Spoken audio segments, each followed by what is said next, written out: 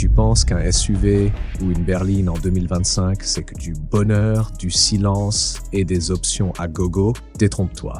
Même moi, j'ai changé d'avis sur 2-3 modèles. Alors, reste jusqu'au bout, ça pourrait littéralement te sauver un rein et un train arrière. MG-ZS, le low-cost qui pique quand ça tombe en panne. Je t'avais dit que le MG-ZS, c'est un faux bon plan. Je parle bien de l'ancienne version, finition plastoc, électronique fantasque, nouvelle version hybride turbo, un peu mieux. C'est bien équipé pour pas cher. Ok, c'est plus la même limonade, mais le SAV reste un gros point noir pour beaucoup. Volkswagen Jetta 2019, la fausse allemande sérieuse. Sur le papier, berline sérieuse, sobre, fabriquée avec rigueur. En réalité, vitre électrique en grève, transmission qui râle, coffre lunatique et un SAV qui te dit que tout est normal. Résultat, tu claques de l'argent, mais c'est ta patience qui s'évapore. Une Jetta? Oui, si c'est pour faire des allers-retours chez le garagiste. Nissan Rogue ou X-Trail US, le ticket resto du mécano.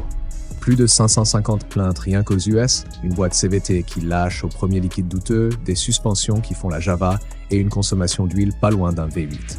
Le tout pour une facture entre 2 500 et 7 000 euros quand la boîte rend l'âme. Tu veux rouler en paix? Prends un RAV4 ou un Mazda CX-5 à la place. Vraiment. Chrysler Pacifica hybride 2017-2018. Le SUV qui prend feu, littéralement. Tu veux de l'hybride rassurant? Raté. La Pacifica a enchaîné 11 rappels, batterie douteuse, bug électrique et risque d'incendie. Cerise sur la galette, boulon de suspension avant qui peut péter, roue baladeuse en plein virage. Pour une familiale, on repassera. À éviter, sauf si t'aimes les surprises thermiques. Kia et son écran à 12 000 euros. Kia, garantie 7 ans, pas pour l'électronique. L'écran central, seulement 3 ans. Et après, s'il claque, tu peux dire bonjour à une facture de 12 000 euros. AutoPlus a dû mettre la pression pour que ça bouge. Moralité, achète une rallonge de garantie ou prépare les mouchoirs numériques. BMW X5 2021, le faux premium. T'as le badge, le cuir, la gueule, mais aussi des bugs électriques à répétition, une caméra de recul en grève, des problèmes de freinage et 12 rappels en 2 ans. Tu veux de la classe? Choisis une voiture qui freine quand même. Range Rover Sport, le luxe qui fuit. Sur le papier, V8 puissant, intérieur cossu, prestige à tous les étages. Dans la vraie vie, c'est du grand cinéma, mais côté film d'horreur. Note de 34 sur 100 chez Carwow, panne moteur à 33 000 euros, toit ouvrant qui fuit, suspension qui fatigue plus vite qu'un stagiaire mal payé. À ce tarif, t'achètes une maison, 2 Dacia et tu pars au Club Med pendant 10 ans. Là, t'achètes surtout des galères de luxe. Mini Cooper, mignonnerie fatale. Elle a la bouille craquante, le look branché et elle cartonne sur Insta. Mais dans la vraie vie, c'est plus une star des ateliers que des apéros. 750 euros par an d'entretien, rien que pour rester sur la route.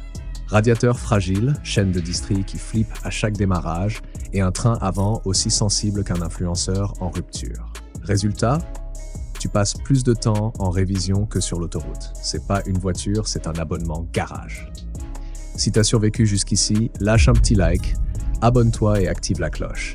Et surtout, raconte-nous ton enfer mécanique en commentaire. GMC Sierra 1500, le pick-up qui patine. T'as l'impression de rouler en brique déguisée en bulldozer. Boîte qui patine, moteur qui gémit, électronique possédée, et des freins rappelés pour incompétence flagrante. Ajoute une conso de 17 litres au 100 et tu passes plus de temps à la pompe qu'en vacances. Honnêtement, prends un Silverado, t'auras moins de migraines et de dettes. Mitsubishi Mirage 2018, l'escargot qui fait du bruit.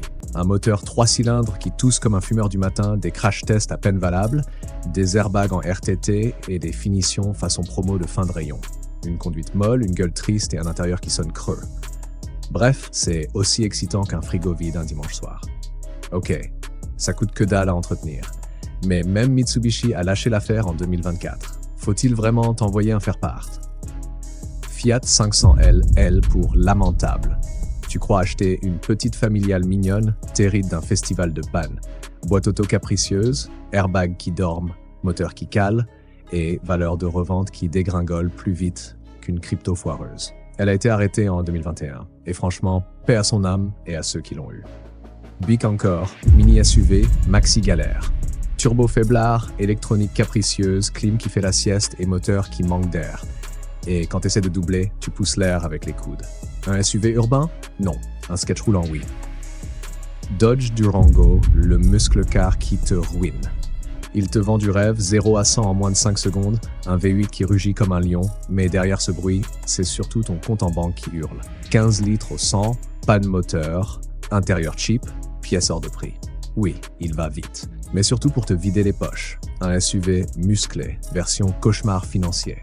Land Rover Discovery, le roi du garage. Look chic, intérieur haut de gamme et une fiabilité qui s'effondre à la première bosse. Une étude sur plus de 25 000 proprios l'a élu pire SUV d'occasion. Suspension en grève, transmission capricieuse, frein qui couinent et des réparations longues, chères et fréquentes. Le Discovery, c'est comme une relation toxique. Tu l'aimes au début, tu le regrettes longtemps.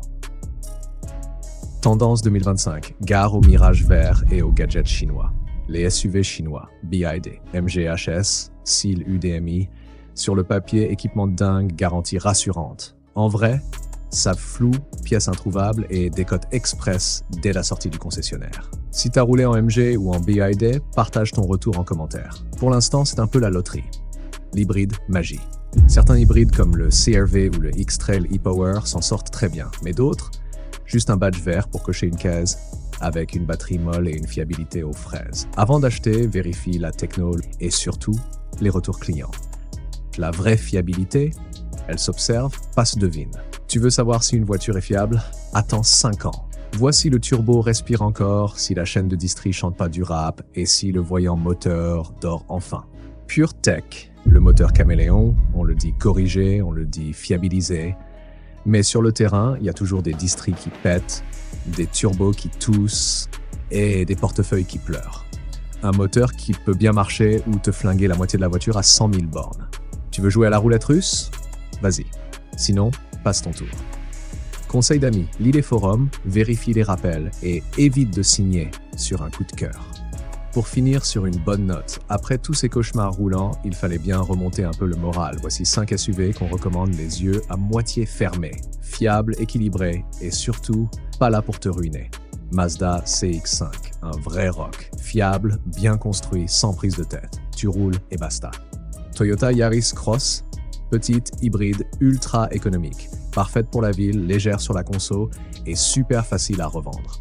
Nissan Qashqai, hybride récent, le compromis intelligent, un peu de style, un peu d'espace, une techno maîtrisée. Honda CR-V, le char d'assaut discret, hybride fiable, zéro drama et une longévité qui calme tout le monde. Volvo XC40, la touche chic mais sans l'arrogance. Confort scandinave, sécurité au top et bien plus stable que certains rivaux allemands. Oui, aucune voiture n'est parfaite, mais celle-là, au moins, elle ne cherche pas à te piéger. Alors, t'as trouvé ça trop sévère? Ou pas assez? Tu connais un SUV qui mériterait de figurer dans cette liste noire? Raconte-nous ton histoire en commentaire. Ça peut éviter un achat regrettable à quelqu'un.